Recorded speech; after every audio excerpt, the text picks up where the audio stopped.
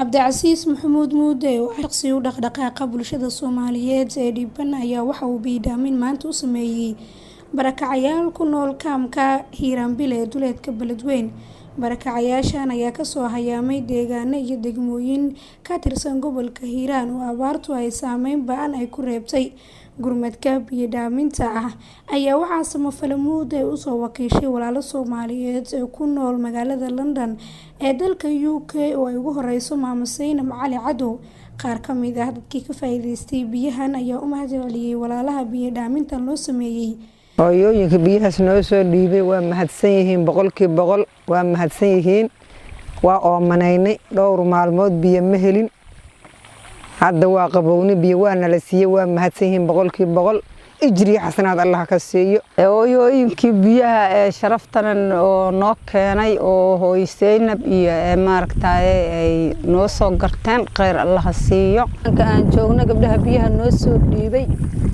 waa mahadsan yihiin mahadulaha ka gaarto waa walaalahayna walaalo u baahanayna u keenayno ooman ijri xasanaad Allah ka siiyo samafale Muude ayaa u mahadceliyay walaalaha biidhaamintan ugu deeqay dadka biila'aanta la dhacay abaarta ba'ani ay xoolihii ka laysay. maanta waxaan joognaa kaamka barakacayaasha deegaanka Hiiraan-Bile duleedka Beledweyne. kaamkan ah kaam weyn oo ku nool yihiin ilaa dhowr boqol oo qoys oo dad barakacayaal ah ka yimid daafaha magaalada gobolka Hiiraan ilaa degmada Maxaaseed ilaa degmada Matabaan inta u dhaxayso tuula dad ka soo barakacay oo abaartii ku dhufatay Soomaaliya aad u saameysay xoolihii halkaas ku beelay u soo hayaamay magaalada Beledweyne. halkan maanta waxaan keenay deeq biyaha oo booyad biyaha oo ka timid gabdho Soomaaliyeed oo ku nool wadanka UK magaalada London. gabdhahaas oo iskugu jira hooyooyin iyo iskugu jiray oo halkaas joogay waxay ka damqadeen dadka xaaladda ku sugan yihiin markaan la wadaagnay warbixinta aan u sheegnay xaaladda dadkaas deegaankaas ka jirta iyo dadka xaaladda ku sugan yihiin waxay go'aansadeen inay aruuriyaan dhaqaale sidii dadkaas u heli lahaayeen biyo nadiif ah oo lagu keenayo deegaanka. marka walaalahaasi waxay isku dayeen dadaal badan geliyeen waqti badan geliyeen inay walaalahooda maanta soo garab istaagaan.